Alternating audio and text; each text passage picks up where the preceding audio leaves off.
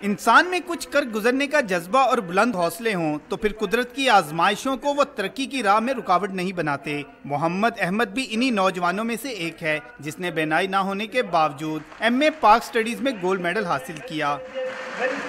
جو انسان کرنا چاہے وہ سب کچھ کر سکتا ہے، کوئی امپاسبل چیز نہیں ہوتی دنیا کے اندر، اور یہ ہے کہ میں ڈٹرمنٹ رہا اپنے گول کے ساتھ، تو الٹیمیٹلی اللہ تعالیٰ نے مجھے اس کا ریوارڈ دیا۔ University gold medal first position M A political science. Punjab university کے کانووکیشن میں پی ایچ ڈی میں ڈگری حاصل کرنے والے میاں بیوی بھی ہیں جنہوں نے پروفیشنل اور گھریلو ذمہ داریوں کے باوجود اپنے والدین کا خواب پورا کر دکھایا۔